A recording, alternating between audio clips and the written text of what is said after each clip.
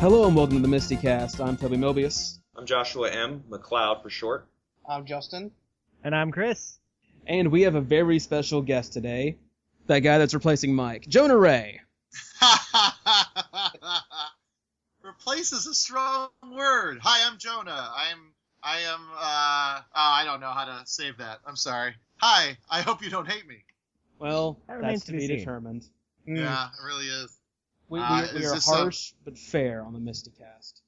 Is this is one of those gotcha We are journalism also geeks, podcasts? So Oh, cool. I mean, it is Ape Law. We're a pleasure to have you with us. Yes, as I so gleefully told Jonah, he is the first person from Mystery Science Theater in any incarnation that has actually been on the show except for Sampo from MST3K Info, but he wasn't on camera. He moved a door.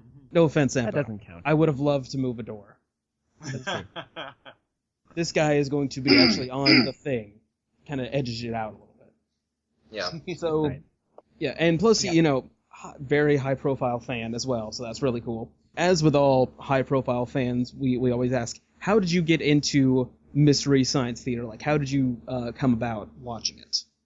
I watched a lot of TV growing up, and I was obsessed with Comedy Central and Comedy Channel and just kind of flipping around. And when I saw, I think it was Giant Gia Monster, that episode, and I just remember, because I remember recognizing the movie because there was a channel in Hawaii that played a lot of old movies.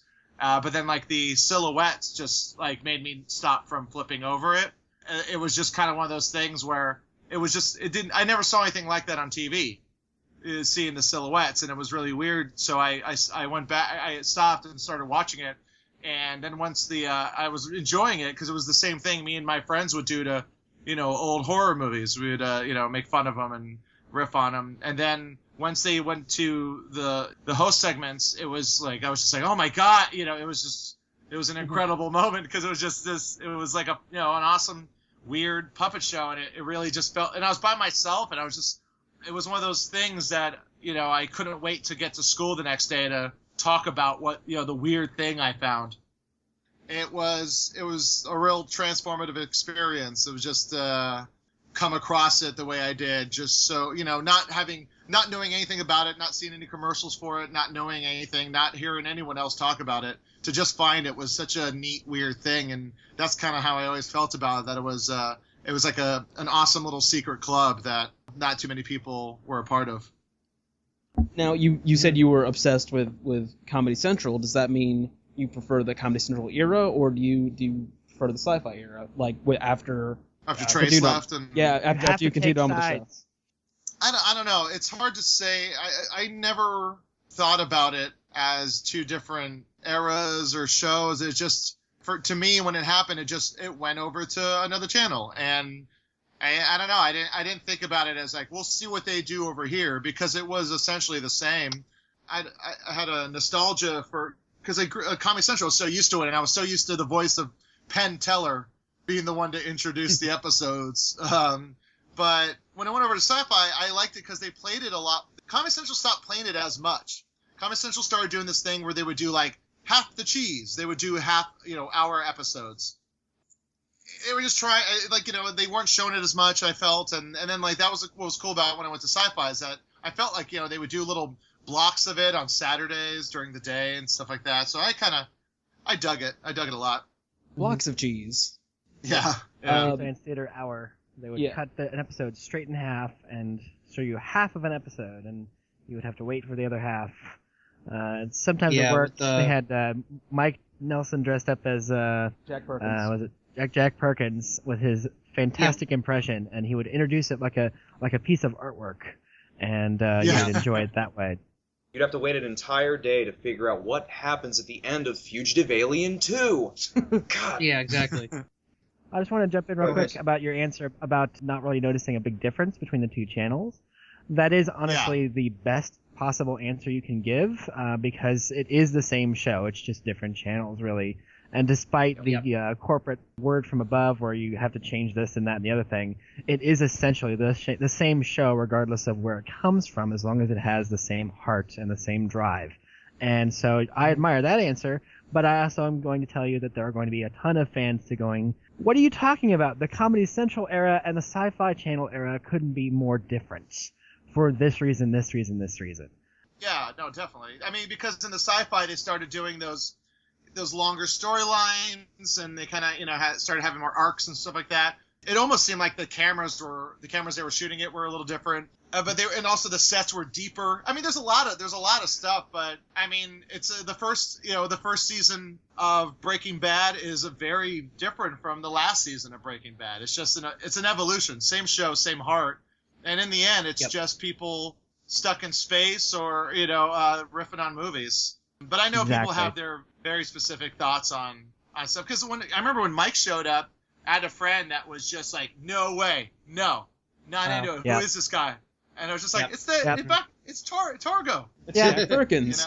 If you've been watching the show for a while, then I mean, it's not a big surprise to see his face just suddenly appear. Because I mean, he was playing other characters for a long time. I mean, he's been involved. Torgo, even before Torgo, since like season 2, I think. His first one was in season 2 in Rocket Ship XM when he played Valeria in the Hexfield View screen. Gosh. So he's been involved in the show for a long time, so it's, Oh, yeah. It felt okay. Right. Yeah. Well, that he was also taking Joel's place, and people love Joel, so it was a big issue for fans. And like we said in the last podcast, people fear change, and geeks fear change more, so it was a big deal, and it still is, unfortunately. I got the brunt end of it, and the weirdest part was, as a fan of the show, it was odd to not be able to join in on the arguments and the conversations about the new host. It felt real weird for me because the show. You're like, oh no, who could it be? Yeah, I know. Oh, this guy. Like, I hate myself enough. Like, I don't even know who it is yet, but I hate him. Yeah, so, it felt really weird. It felt really, really weird. And I've also said this on Twitter. No matter what, I think you were one of the best people to pick because I think you're really funny. B, I think you've proven that you deserve to wear that jumpsuit just by being disarmingly nice to even your naysayers on Twitter. People just be like, "You're gonna ruin the show. Keep Hardwick out of it. Bye." Yeah, I always get some of that, and there was one guy. It's funny when I have kind of the saying in my head where it's they hate me because they are me. There's a lot of guys that are getting really angry, and I kind of look at their profile, and they're not too different from me. They're just like a schlubby, dorky white guy, and so I kind of I understand it. I get the backlash, and I can't fault them for it because I think I've done the same stuff in my life, and so it's hard to take it personally, although I do. But it's well, I mean, it's you they're talking about. This is different than Joel versus Mike because now your name is now in the mix of whether or not people think you're going to be a good host for the show in comparison to Joel and Mike. I mean, one of the things that Joel and Mike, to their credit, had was the changeover was immediate. 1 week, it's Joel. The next week, it's Mike. There wasn't really enough time for there's a 15-year gap between you and Mike. There's a whole lot of there wasn't enough time for doubt to set in. Not even a 15-year gap, but also from the time that it was announced to the time that these episodes will come out, this is going to be a lot of build-up. And when Joel asked me after the initial excitement and being blown away and kind of wondering what was real, I kind of settled into that. Then the fear started creeping in. I was like, "Hey, Joel, what are they going to do to me, man?" And he was like, "Oh, Mike got it real bad. Don't worry about it. It's okay. I'll protect you, little buddy. Don't you worry." Yeah. Going back to Sci-Fi versus Comedy Central for a second, I am curious, which Mad do you prefer? And I find if someone has a specific preference one way or another, or if they don't, it says a lot about them. I would like to know if you prefer Dr. F or Pearl. Okay, I'm a huge Dr. Forrester. Like, Clayton Forrester, to me, and I think one of his best performances in the character is that cold open in the movie when he does the I'm a Nazi boy, Nazi. It's one of his best performances, I think. It really is. It is. The way he catches himself when he's doing the spanking thing, the way his physicality is, he had such a good physical way of doing that character, especially in that cold open where he jumps down and he grabs the picture on the bungee cord and he's going and he's dropping the fish in he's just great. He's a great performer. He's a great physical actor. I just love Trace. I love him, and the fact that he's also Crow version 1 really adds to that. I think the fact that when I was a kid, for a while I didn't know. When my friend was like, "Yeah, it's the same dude," I was like, "No, it's not. That's impossible." It's also true, especially because during that scene, he doesn't have TV's Frank to play off of. And Trace and Frank had great chemistry. So he had to pull off that scene by himself, talking directly to the audience. So the fact that he completely pulls off the entire premise of the show with a silly speech and his gesticulations and everything in that scene, it's a perfect encapsulation of his talent on screen and in writing the scene. Mm-hmm. Yes, exactly. It really makes me wish we would have been able to see more of Solo Forrester before Pearl showed up. If season 7 had been able to be longer, because I know they couldn't because of the movie, but if it had been able to be longer and they had more time to do stuff with Solo Forrester, maybe even being harsher on the bots and Mike, that would have been a lot better. Or even just having guest lackeys come in and try to fill the role, and that would have been funny. That would have been interesting, and then bring in Pearl. It's it would have been interesting to see him try to carry the evil stuff by himself for a little bit. I find season 7 actually to be the most interesting season in terms of the history of the show and the plot of the show, because it's so short, so much going on in that time period of the show, and you only have so much time, and they got to introduce Pearl, basically get a new dynamic going, and then that gets canceled all of a sudden, and then it goes straight to season 8. It's a huge change. So that's why a lot of people were really divisive, to go back to the main topic, about the difference between Comedy Central and Sci-Fi. So if you look at it in big picture, it's still the same show, but it is a big gear change for some people who were still watching it from the Comedy Central era, because there was so much going on. But they also had a moment. They had a moment to take, because of the cancellation. I feel they had a moment to kind of reassess what other things they wanted to try, which is really interesting. And also season 7, and the movie, which I've always kind of lumped in with season 7, unofficial episode in my head. Yes. Most fans do. Actually, if I may say, it's considered the 0th episode of season 7.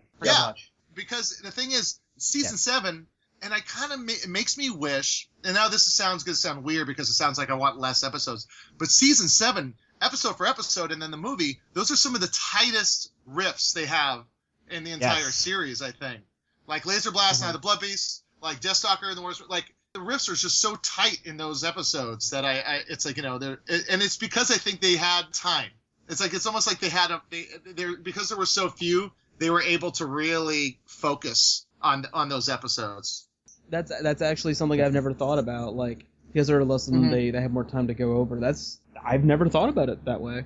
Well, I remember reading about what they would normally do for their schedule for writing and producing an episode, and they would maybe have 2, maybe 3 days to watch the movie, come up with riffs, and put them all together in a script, and then they would have to start shooting. Just imagining that kind of time crunch.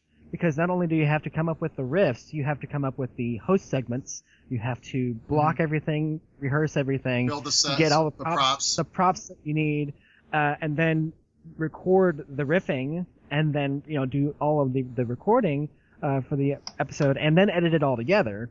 You have maybe a week, maybe a week and a half between episodes that you need to work on, because you're such a tight schedule that it was insane. And major props to them for all that they did, and I hope that they have a little more relaxed schedule with this new one. I don't know, because it sounds insane. Definitely for your sake. I'm looking forward to in any incarnation of how the schedule is. I'm not dreading any ounce of it at all. Right. But I do want to go back and talk about like Pearl aspects. So I wasn't ever the biggest fan of Pearl, and I could never really tell why. But in retrospect now, having seen 2 or 3 live cinematic Titanics, I'm realizing that Mary Jo's such a good movie riffer. She's so funny that I think her talents laid better in writing riffs than being a Mad. I love her as a Mad, but like her at Cinematic Titanic, she just almost every time she did a joke, it would bring down the entire room. Every time I saw them. Oh yeah. Well, honestly, one of her best episodes is Quest of the Delta Knights, where she spends the first segment of the movie riffing with the bots, and she's in the theater with the bots. And she is spot on with her riffs. Yeah. That's one of my favorite moments for that episode is her hanging out with Crow and Servo and ripping on the movie, and she's great. And I think it's like when she showed up on the show, I didn't have the internet, so I wasn't really sure who she was, and I knew she was a part of that scene, but I kind of just in my head was like, oh, she's like an actress, and she's they know her from being an actress, and she's really funny, she's a great performer. But then having seen her riff, I go, she's just so good. Yeah, she's part of the writing team. She's been part of the writing for a while. One of Joel's old improv comedy contacts, and she was like, "You're really funny. You want to work on my show?" That's pretty much how he got most of the original cast and crew. "You're really funny. You want to work on my show?"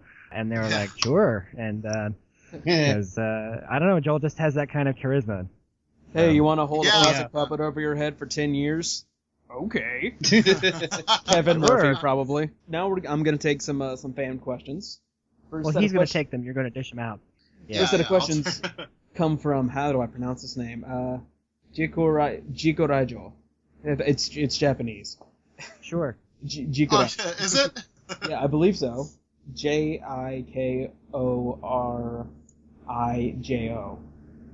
Watch it be some weird Japanese swear word or something. Probably is. I'm probably saying something horribly offensive in Japanese. Probably. Anyway, if some Japanese businessmen are listening to this, they're going, "Oh, horrible show."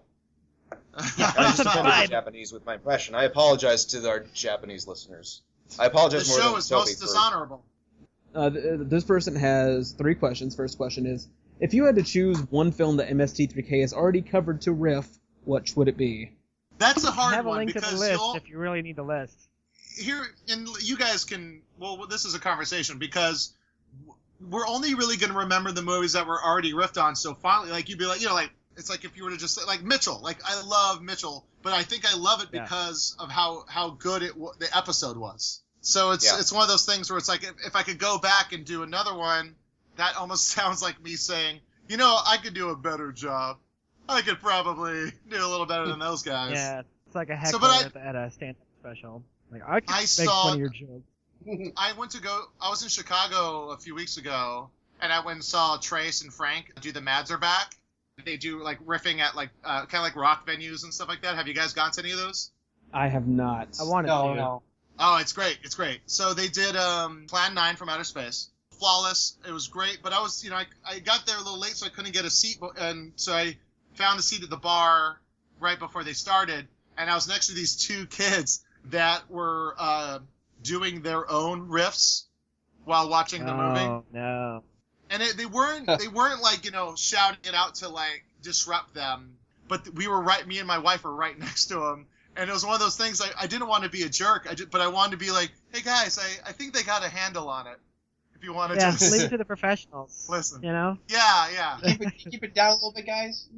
But you could tell they weren't doing it to be mean. They were just having a good time, and you can tell that's what they do when they hang out. So I didn't want to be like, hey, I know you're having a blast, but stop having fun. Me and my friends do that sometimes. That actually happened when I saw The Room live, the Riff Tracks one. These 2 guys that were in front of me and my friend kept throwing out their own riffs. It's like, guys, we're here to watch Mike, Kevin, and Bill do it. Ironically enough, though, those 2 guys were Frank and Trace. It's just weird how that worked out. Yeah. Small world. If I were to choose one, I might say Bride the Monster, just because I'm such an Ed Wood fan. Yeah. That's an older one. Know. People don't normally grab that one as a favorite, so it's a safe bet. It's a good choice. Yeah, because it's not my favorite, but I've seen I've seen all the Ed Wood movies so much that, and it's such a Those big are fan endlessly of the movie rippable. Ed So. Wood. Mm-hmm. Yeah, very rippable definitely, stuff. definitely. That's a good choice. Good choice. Second question. If you had to riff an animated film, what animated film would it be? There's a related question that I'll ask after this. I would say Wizards, but it seems like it might be a little too slow for riffing on. The Ralph Bakshi. Right. Yeah. I just saw that recently yeah. with some friends of mine. Wow, I was going to pick another Ralph Bakshi movie. I was going to suggest Fire and Ice. That's weird. Oh, no way. Oh, they do lend themselves, because they get a little surreal, they lend themselves to good stuff. I would have said And the Miramax cut of Thief and the Cobbler is pretty bad. Oh, man, that's a hard sit. That's a hard sit. Yeah, that one needs like some pumping up riffing, because the songs are terrible. The dialogue is terrible because it wasn't supposed to be there. I think everyone but Vincent Price was supposed to be silent in that film. Akira would be pretty fun, I think. Yeah. See, I'm one of those dorks that doesn't like Akira, so. It's good, but I've seen better anime later on. I mean, think it's a landmark. It's got to be watched. I think it's just because when Careful, Justin, you're treading on sacred ground for a lot of I think it's just because when I got into anime, when I was like a teenager, I was like, dude, this is like the best anime movie. And I was just like, this is boring. It's also the only one I've seen, but it's really good. Yeah. Those Japanese businessmen we were talking about earlier are even angrier now. So. Yeah, we're really taking the Japanese businessmen to task here. I'm trying to think what else. Well, it's not full animation, but Cool World. That'd be a blast to riff on. Yeah. Oh my god, that's a good one. I'm kind of surprised Riff Tracks hasn't taken a stab at Cool World yet. Yeah, right. I wonder. Because there is humor in it, but it's not nearly humorous enough that it couldn't benefit from a riff. Is Cool World R? Yes. Or is it PG-13? Cool World is R. Okay, and I'm trying to think. Well, they've done Starship Troopers. They've done The Room. Well, that's wonderful. It's not bad enough right. for Riff Tracks. Yeah, what am I thinking? Yeah. So. Shoot. It's good enough for Riff Tracks to do, but maybe not Mystery Science Theater. Oh, absolutely. Like, not unless it's heavily edited. No. Third question. This isn't related to the animation. The animation one's coming next. Was it your choice for your jumpsuit to be yellow? No. It was Joel. Joel wanted it to be yellow. Joel just like he's like, yeah, okay, so you'll be yellow because it makes sense. And like Joel, like he's got such an artist's mind. When he says it makes sense, you're like, well, I'm not about to ask you why it makes sense, because I know it's going to be. He's really visual, and he really just is like he just has it in his head of why it should be yellow. Yeah, and then like in the end of it, he was like, also, Devo, right? So yeah. He strikes me as a guy who has a lot of it already visualized in his head. He just needs to get it out on paper. And that's how he wrote the show. Usually, he had an idea and he ran with it, and people would provide their input when necessary. But usually, it was already kind of in a picture in his head, and he just had to get it out there. Yeah, hearing him, the past year or so that we've been chatting, and hearing him. Like, he would call me up when he had, like, ideas for the show. He'd be like, yeah, I just thought of this new Mad, and she's going to be so good. It's, it's all in his head, and I think he talks it out to kind of hear it back. And it's true. It sounds so pretentious and build him up, but it's like hearing a genius talk. It's like he's just talking in colors and shapes, and you're just kind of mystified by what he's able to pull together. Another animation question real quick, and I don't know if you've even heard of these two movies, but it's related, so I'm going to ask it. This is from the original TBCR on Tumblr, and they ask, which is worse in your opinion, The Legend of the Titanic or Titanic, The Legend Goes On? For those who don't know, they are terrible, cheaply made European movies that were made to cash in. Italian, yes. They were made to cash in on James Cameron's Titanic, and they're terrible, and both of them, I believe, involve talking animals, and Titanic, The Legend Goes On involves a rapping dog. Yes. Well, the first one has a rapping dog. Second one has a talking giant squid that saves the day, so it's a mixed bag. Yeah, the Titanic doesn't even sink. The Titanic doesn't sink in the second one. It's the Good Kraken. Yes. It just comes up and saves the day. It's essentially the rip-off Titanic-ified, Pocahontas-ified version of the Titanic. Oh, man. Frightening. I want to see that Highly so recommend. bad. I'll sure it's send online you. somewhere. I'll link you to some reviews of it, so you don't have to sit through the full thing. Yes, it's And better to watch there was people a review sequel. it. Yes. There was a sequel. Yes. I don't know why. Yes. The If world there was is a better sequel for to it. James Cameron's, if James Cameron had a sequel to his Titanic, that would be a really boring movie, and it would not need to be called Titanic. It was basically called The Great Gatsby, if you think about it. Oh, good Yeah. point. He survived and he became a bootlegger. Next question. So Carrie Yeah. Crean on the Facebook group, Deep 13 House of MST3K, and they ask, is there an episode of MST3K where the movie is so terrible that you even just can't make it through the riffing in one sitting? I don't know. I've got one. What's yours? Castle of Fu Manchu. Oh, man. Castle of Fu Manchu, it's so boring. Like even to the point where even to the It's a point where the sloppy riffing, they try to riff it, but they don't know what's going on in the movie because it's so slapdash that they're like they forget what's happening and they fall asleep at one point. If I They may even quote challenge Joel, do something. Yeah. They challenged the Mads at the end of the movie at the last host segment. Well, then you riff it. You see how bad it is, and they give it a try, and they're like, you know, And they it's Trace and Frank watching a blue screen. They're going, well, look at that. That's stupid, and they give up because it's so bad. And the worst thing is, the Castle of Fu Manchu stars Christopher Lee Oh, wow. as a yellow-faced Asian man with a Fu Manchu who wants to freeze the globe with his super evil death ray thing, and that's the most plot I can give you, and it's a terrible, terrible movie, and the riffing doesn't help, and it's so hard to sit through. I have watched that movie 5 times, and I've fallen asleep 4 times. Is this Death Ray made so for hard. death? Well, it's a freeze ray, and he wants to freeze the world and hold it for hostage or something. I don't know. You know, I couldn't really tell you. I know it's a Gamera one. I remember there's one Gamera one that I just remember being bored with, and I cannot remember which one. If you can describe anything that happens in it, I'm sure Josh can help you out. Yeah, do you remember the monster? Is it the one where he does gymnastics and like goes around? It might be. I think it's like there's an egg in it. I think. I can't. Gamera versus Barugon, and it's the one with That's the There we how- go. yes.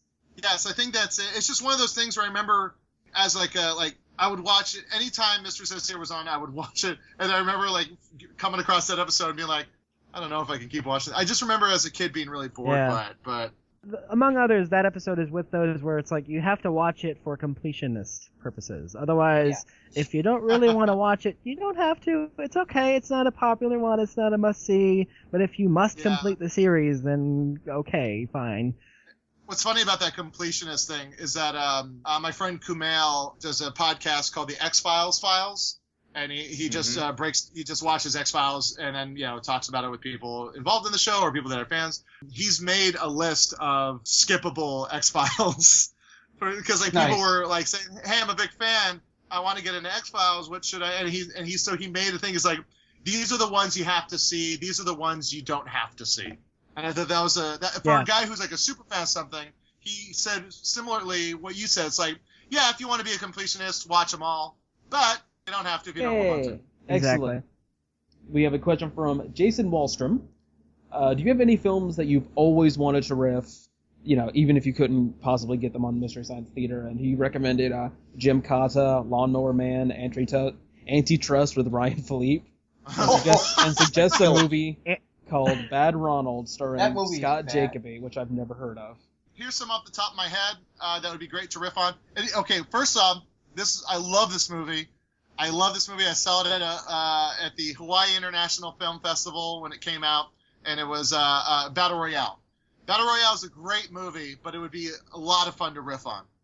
But as far as like a lot of movies Hunger that are Games just riffs, I'm sure. Oh yeah, for sure. I got to actually riff on Hunger Games at a Doug Benson movie interruption show once. That was a lot of fun. If anyone ever has a chance to go see Doug Benson do movie interruptions, I highly suggest it. It's a lot of fun. I would love to see him do that live, because I liked when it was on Comedy Central. That's his stand-up interruption. He also does the movie interruption. Yeah, now. I heard he does the movie stuff, and I want to hear that, because that looks amazing. Yeah, I did. We did the first Hunger Games, and we did Roadhouse, which was a blast. Yes. And then we did some other movie I can't remember. Other movies. I always thought it'd be fun to riff on Coven, the movie from American Movie, because it's the worst movie. You guys know that movie? Never seen it. I know of the movie just from I believe Kevin mentioned American Movie in his book Year at the Movies. So I know of the movie, but I've never seen it, and I want to. I think I actually have a copy of it somewhere. I just haven't seen it yet. Yeah, I still have a VHS copy of it, because when we saw the movie, we were obsessed with trying to find it, and then if you mailed the guy Borchardt, if you mailed him, I think $10 or $12, he would send you a signed copy of the VHS. Me and my friends tried watching it 3 times. It's like a 45-minute long movie, but we all fell asleep every time. That's when you know a movie is truly bad. Can't even stay up from how bad it is. It just kind of puts you in a different spot. So I thought, yeah, that'd be a lot of fun to riff on if I could stay awake. Mac and Me, that's a classic riff. Oh, yes. Good choice. Good choice. Good choice. Howie Mandel is a blue monster in the closet. No, you're thinking of Little Monsters. I'm thinking of Little Monsters. I get them mixed up. Yeah. Mac and Me is an E.T. ripoff. Yeah, yes, that's with right. Fred Savage. Yeah. Right. Fred Savage, Say both yeah. No, both movies are good choices. Joker5339 on Twitter asks, are you going to shave for the character of Jonah Heston? I don't think he's telling you to. I think he's just wondering. Because I know Joel had a goatee a couple times. It's been a big concern. Are people asking me if I'm going to wear my quote-unquote hipster glasses and if I'm going to shave my neck. The neck beard out of our MST3K, says the neck beard. Yeah. I don't know. I like having some facial hair. In my head, there's some elements to my character's story that I might grow a beard for it. I don't know. There's still some stuff to be talked about, but I'll tell you this: if I lose like 20 pounds before we start shooting, yes, I will be clean shaven because I will have a jawline and I wouldn't have to manufacture one with a shave line. Everyone always asks me in pictures, like, it's like, why do you always look so like mad or serious? I go, I'm just trying to look a little skinnier. I'm just trying to like kind of like make it so I have a jawline of some sort. The struggle, I know it. Let's see. SRMCD1, Sean McDonald asks, if Felicia is playing Dr. F's daughter, is Jonah playing Joel's son, or Mike's son, or their son? The answer's probably no, because his name is Heston. Oh boy. As much as the world's progressed, I still don't think 2 men could birth a baby. Actually, no, I'm wrong. Junior did it, so... Yes, if Arnold can do it, then so can Mystery Science What Theater. is Mystery Science Theater than taking science from bad movies? I honestly thought, for years, that I dreamt that movie up one night. I can't imagine the pitch where it's, remember how much fun we had when you guys were twins? Now check it out. The little one, you're a doctor now, and the big guy, you're gonna get pregnant. And then they're like, sold, let's do it. No, we don't want to look at a script. Let's go time. Sounds about right. But just to confirm, you are not the son of Joyke. No, I am not. I am not a descendant of Mike or Joel. But there is some stuff that's going to be announced soon that will be awesome and blow you guys away. Okay, we look forward to this. Look forward to it. It has something to do with that other silhouette. Ooh. Oh, you mean the pitchman for Miss Forrester? When I found out about it, I couldn't stop like rejoicing and laughing, and you're gonna hear about it and you're gonna go perfect. Excellent. Spencer and Crow at Next Sunday AD1 asks, what are you more excited about, writing riffs or performing them in the theater? As a guy that's doing stand up and I write a lot of stuff that I perform, I can't really separate them. They feel like one and the same to me. I'm really excited for both. But I'm actually, on second thought, I'm most excited about trying to write riffs for Crow. Sounds fun. It's a great voice to write to. Yeah. Right.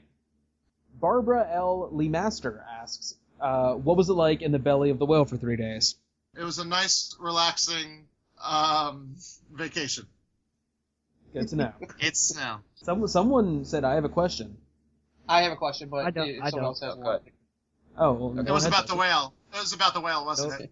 I'm curious, for like the most recent video, what was it like you, Felicia, Hampton Young, and Barrett to all do that most recent video was posted, where you guys are all like working together? Because I really enjoyed seeing how you guys were all playing off each other, and that got me really excited to see how you guys are going to do this. Because I really liked like some of the chemistry that was coming off of all four of you in that skit. I thought it was a lot of fun. What was that like doing that for the first time? Man, it was really weird. It felt like Mike TV. It felt like I just went inside the TV, and it was also a bit surreal because Joel was there too, and so it did feel like I just jumped into my TV as a kid and came out on the other side as a doughy adult in a jumpsuit. It was awesome, and the thing is, I've known Felicia for a bit now, not too well, but casually, and I've known Barron and Hampton for a long time through comedy. It felt really good, and it felt like a lot of fun, and it felt like everything I ever wanted it to feel like when it came to doing it. All those nights watching the show and wondering what it would be like if you were there, it lived up to it, even though there's cameras there and you're on a green screen. It lived up to it so much, just being next to the bots, being in the jumpsuit. When I put it on, I almost started to cry.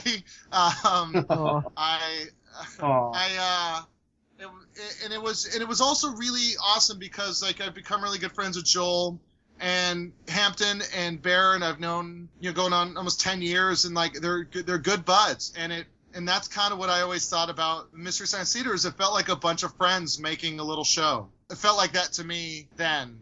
The part for me that really nailed it for me when I watched back the video they posted of it was when Felicia opens up the little doors and then everyone goes, ah! Yep.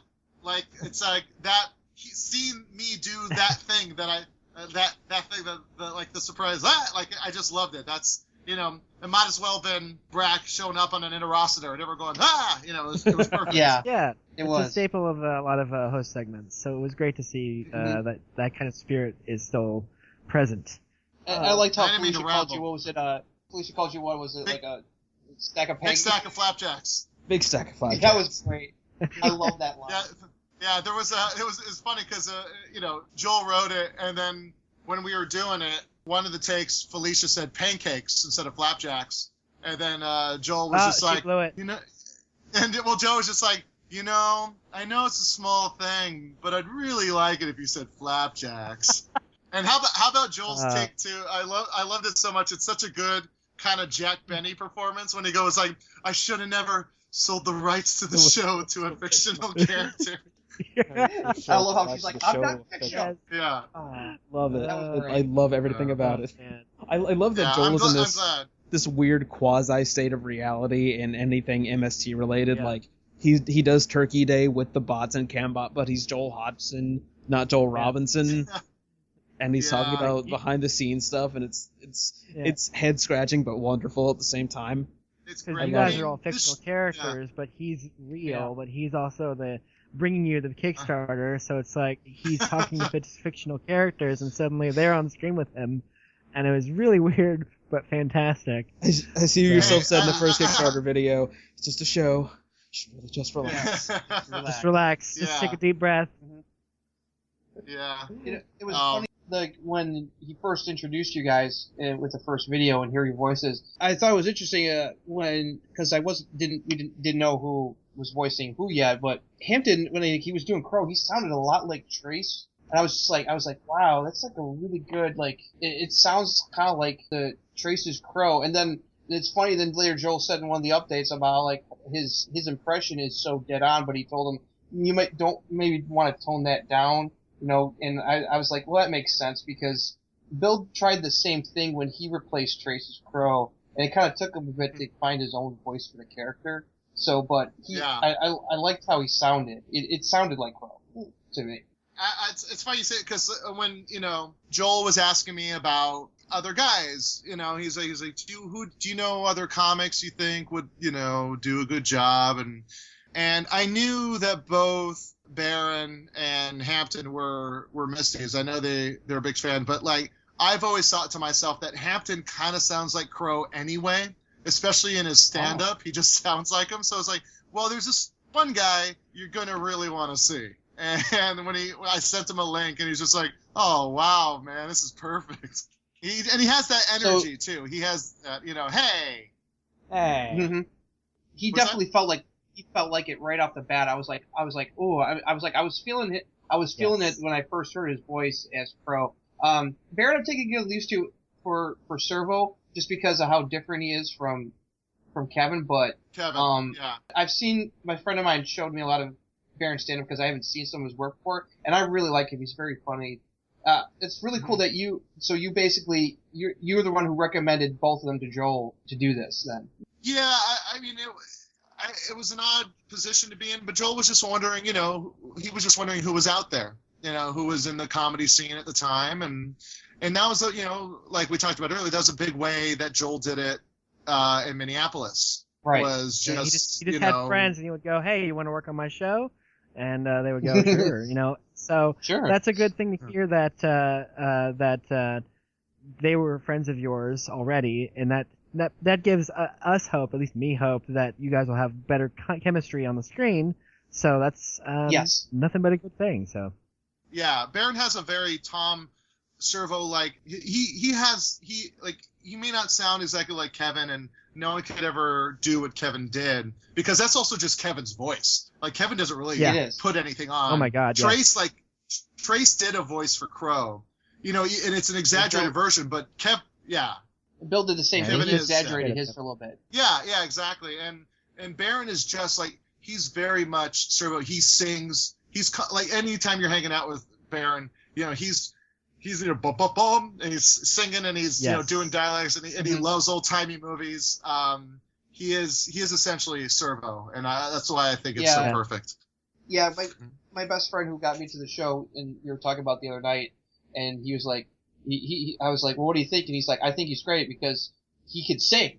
He goes, and that's an important character trait for Servo. And then he showed me, some stuff on YouTube of his stand-up, and I was like, sold. I did a half-hour special for Comedy Central a while back, and he was doing one the next night, so he warmed up the crowd the night I did mine, and he was just he was just belting out, because he didn't want to waste any of his material in fear that, people would be coming back the next night to see him. So he just would just warm up the crowd by belting out, like, really just with his amazing voice, like the theme for Gummy Bears and Tailspin and Darkwing Duck, and it's just like, it's just so funny because he's got such a silly mind, but such a good, I guess for lack of a better term for an actor, but like, he's got a great instrument, and he knows how to really use it in all of its weird quirks. I think I can safely say, no matter what anyone thinks of the current voices for Crow and Tom, it's still better than the Flash cartoons. Yes. Yeah. I'm never going to hear the end of that. Paul Chaplin and James Moore, they are. Hey, let's keep it on the positive. Yeah, let's move away from those. Yeah. But I'm really looking forward to the chemistry between all of you guys. I mean, since you've worked with the two of them before, you guys already have some. So it'll be interesting, you guys get used to working with Felicia and, the other person who we're not introduced yet. That's definitely got me excited to see how you guys all gel together. Me too. I'm really looking forward to it. I made a really good point in my life and I guess career to a certain extent that I didn't really.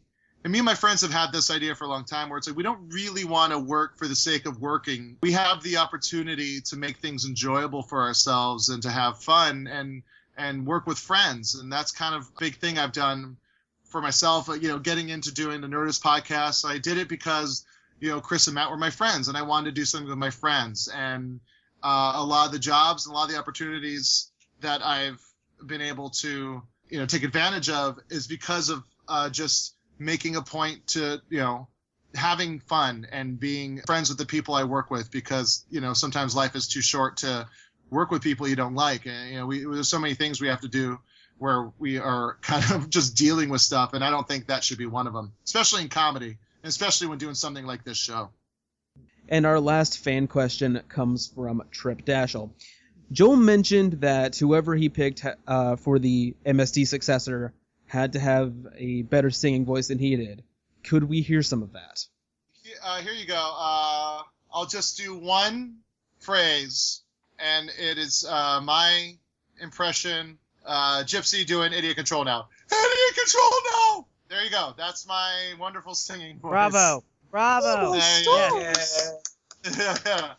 No? Yeah. No one clap? You've Okay, got me fine. so- You guys were supposed to say it stinks. I tried to, but they kept talking. Sorry, Toby. Sorry. It stinks. When Joel asked me if I could sing, I said, like, he's like, yeah, I gotta ask you, can you sing? I said, as good as you ever could. And so that was a response he wanted. Wow. Wow. I mean, we look forward to hearing your performance of the theme song. Yeah, that'd be nice.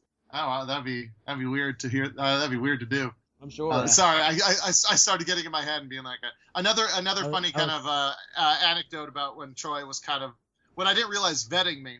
He just randomly text me questions and stuff like that. One of them was how much O'Keefe, and I just responded with Miles, and he was like, you got the gig, and I was like, what gig? And he's like, I'm gonna give you a call. Nice. Yeah. Wow. Oh, Joel. Yeah, I know. He's one of the best. He's one of the best dudes I've ever known in my entire life. I think you and Justin are the only people in this call that have actually met Joel, as far as I know.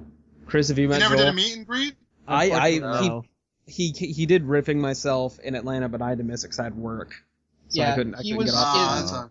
He did Riffing Myself here in Rochester, New York, like 2 years ago, and I got to meet him. Yeah, it was awesome. Yeah, he's great. I was so nervous the first time I met him.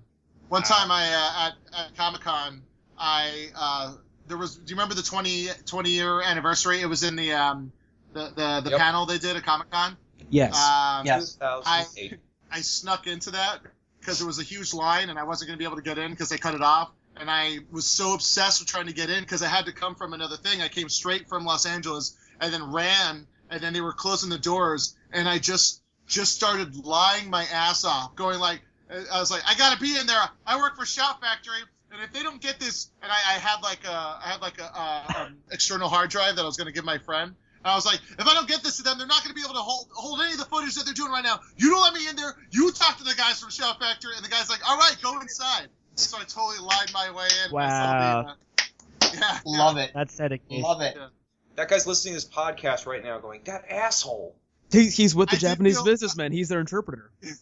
Yeah. I felt like so bad because I had to be that guy because I wanted to get in so bad. You know, you had to be like, it's like, you don't know who you're talking. Like I was, and I never know who lied. I am. I never lied so and I'm nobody. Like I'm lying and saying I'm this other guy, but I've never lied so adequately and prolifically in my entire life, except for trying to get into that panel. Nice. Wow. I salute you, sir. Yeah. Thanks. That see that's a lie I'm fine with. That's Yeah. a lie I can get behind. And it's a funny story, too. No, but see, what if that guy recognized you again next year? And he's like, I'm not letting you in. You lied to me last time. It's like, I'm on the poster. Yeah. Believe me, I'm I've already had hard shown out, times. You're not allowed into your own panel. Yep. I had to on certain live Nerdist podcast shows. I would try to walk in. They're like, "Sorry, can't come in." I go, "No, I'm on the podcast," and they would like point at a poster, and it would just be Chris Hardwick. I'd be like, "No, I'm a guy that stands next to him." I'm used to that. I'm used to it. Yeah. Oh, all right. So, final question we ask everybody: what are your top 5 favorite episodes of Mystery Science Theater? Can I include the movie? Yes, you may. Yes. Yes. Okay. So my number 1 is the movie. I've seen it more than any other movie ever. More than any other movie that exists, I've seen This Island Earth. Also, it's my favorite. I've named two of my comedy records off of lines from the movie. My first record was called "This Is Crazy Mixed Up Plumbing," which is a Joe line. And the second record was called "Hello, Mr. Magic Plane Person, Hello." Good stuff. Wow. And it's just like the way I got to see it in the theater because I was visiting my uncle and aunt in Carson City, Nevada, and I saw that it was playing in Reno, so I made my uncle drive me to Reno to see it. Nice. That's cool. Yeah, so I would love to see it theater sometime. It's great. It was so cool. It was so cool. Seeing like the seats all the way across the widescreen. It was so rad. That movie's important to me, and so that's why it's my number one. But then for the rest of the four, they kind of act as just a greatest hits entry level stuff. So I think I'm probably going to get made fun of, but it really is okay. Pod People. It's all the classics. It's Pod People, Mitchell, awesome. Laser Blast. Oh, classic. 2.5 stars. Yeah, and ready for some football? Are you ready for some football? Butt crack. Football. That's one of my favorites. Butt crack. And Diabolique, as I tend to call it. Yes. Diabolic. And it's one of those things because Laser Blast, it's just one of those. It's one of those things where it's like it's just so crammed full of jokes. It's just amazing. Gonna go to the store. Da-na-na-na-na-na. Gonna pick up some bread. Da-na-na-na-na-na. Gonna go to the post office. And then also like Pod People because of just like Trumpy was just such a gold mine, and then the music for like Idiot Control now. I mean, also like my other contenders, Werewolf, Zombie Nightmare. I like Zombie Nightmare a lot. Yep. We've come to the conclusion: dim bones, dim dry bones, sir. Dim dry bones. Yes. So those are my top 5/7. Excellent. Very good choices. I always show the movie to someone who's interested in the series, but doesn't want to, slog through something like Manos or even honestly, Pod People is kind of a sit for me just because I don't find the movie very entertaining, but I love the segments. So Pod People is actually 3 movies in one because they were over ambitious. Yeah. So it's completely understandable how it's hard to sit through. It's a band movie. It's a horror movie. No, it's an E.T. knockoff. It's all. Yeah, exactly. It's like a really bad Scooby-Doo episode. Yeah. Or a really good one. Yeah. Jonah, were you really excited when the movie came out on Blu-ray with I was the lead scene and everything? Yeah, I remember finding that scene online and downloading and it was in Russian. There was a servo scene and it was in Russian. And it was like I don't know why it was like, but it was at some convention and someone taped it. But yeah, no, I love that. I love the movie so much. I love it so much. And it's put me to sleep more than beer ever has in my entire life. Yeah. I think sadly, Rex Reason just passed away, didn't he? Yeah, he died like a few days ago. Now there's some kid with a big forehead kicking in the back of a seat in heaven. Oh, I'd like boy. to thank me for flying Me Airlines. Hello. He's returned to refreshing mint flavor. I had to pee. The secret government Ego project. We gotta stop. It's hard to just quote this all night. Yeah, I know. Yeah. Yes. Yeah. I was about to say, if we're not careful, we're about to get into a normal view, and then we're going to go way over the top. Yeah. Normal view. That's actually my next comedy record is going to be called Breach Hole All Die, and it's going to be underlined. And then I'm gonna put out a collection of all 3 records in one little box, and it's going to be called Normal View, Normal View, Normal View. Nice. I think you're my hero now, Jonah. I love it. I will totally buy that. Shut up and take my money. Exactly. Speaking of shut up and take his money, well, the Kickstarter's still going. It is going to be at the halfway point on Turkey Day. Right now, as we're talking, it's at 2.723, so it's almost to the 2.75 goal that Joel wanted before Thursday. Yeah, it'd be awesome. At 12. It'd be awesome to get to do more than 3 for sure. Oh yeah, absolutely. Mm-hmm. So we definitely want to see it go past 3.3 as soon as possible, because the more episodes you guys can do, the better. Yeah, I think so too. Because it's like any show, you need a little time. It's not, as much as I think we're gonna, be firing at all cylinders. It'd be nice to have more than 3 to really, get the show going. I'm really, I mean, Yeah. That's also probably the most selfish thing I've ever said. I just want to make more of this my favorite show. Exactly. Well, also, I'd like the fact that at very least, if it's 6 episodes, that's the same length as season 7. So we've already talked about 7, and how, amazing that season was because they were firing on all cylinders. And it'd be great to see you guys really dig your feet in and get some real riffing done and get some, get some good episodes on your belt, Exactly. Yeah, So. yeah, definitely. Right, well, Jonah, sure. it was really awesome having you. I know you have other things you need to get back to, so we won't keep you here any longer.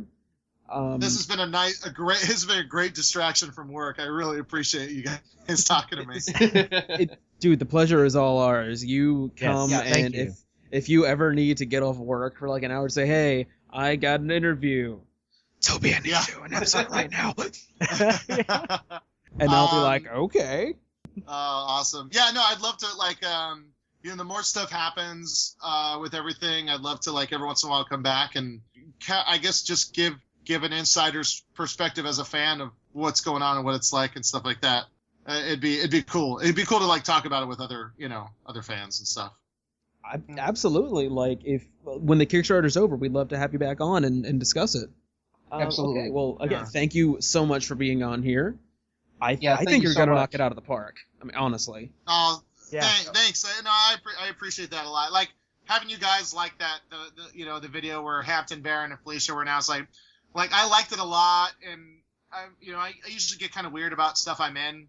I have a hard time being subjective, but the fact that you guys liked it, it really it makes me feel really good. It makes me feel we're headed in the right direction. So thanks for that. I really appreciate it. It's no problem at all, dude. You're welcome. All right, Cool. Awesome. Well, I'm Toby Mobius. I'm not Lisa. Lisa left you. I'm just Justin. And I'm Chris French. And I'm Jonah Heston, on my way to the satellite of love. And this has been the MSTieCast, and I'm a naughty boy. Naughty, naughty, naughty, naughty. Take care.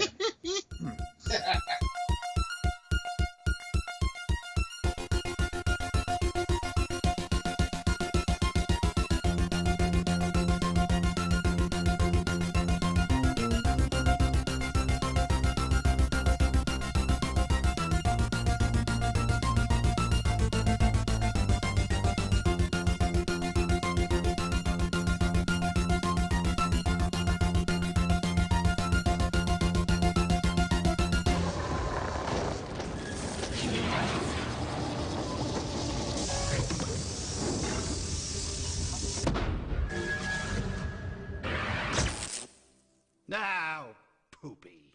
Hi, I hope you don't hate me.